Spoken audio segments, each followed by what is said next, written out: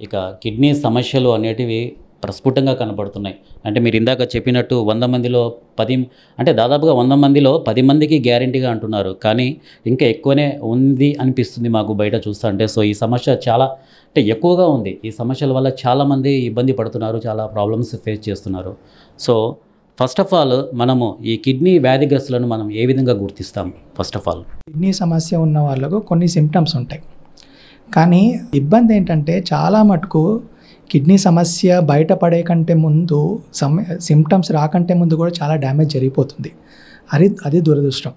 So kidney సమస్య ఉన్న వాళ్ళకి ఏం సిమ్టమ్స్ ఉంటాయి అంటే, ఏం లక్షణాలు ఉంటాయంటే, కాళ్ళ వాపులు రావడము, ముఖం కళ్ళ కింద వాపు రావడము, లేకపోతే నడుస్తే ఆయాసం రావడము, మూత్రం రంగు మారి ఎరుపుగా రావడము, ఆకలి తగ్గిపోవడము, వాంతులు అవ్వడము, ఒళ్ళు నొప్పులు అవ్వడము, శరీరం అంతా నీరసంగా ఉండడము, యూరిన్లో మళ్ళీ ఇన్ఫెక్షన్స్ రావడము, ఇలాంటివి ఈ సిమ్టమ్స్ ఉంటాయి. కానీ ఇవి కూడా కిడ్నీ డ్యామేజ్ చాలా వరకు జరిగిన తర్వాత ఈ సిమ్టమ్స్ బయటపడతాయి. ఎర్లీగా ఈ సిమ్టమ్స్ బయటపడవు.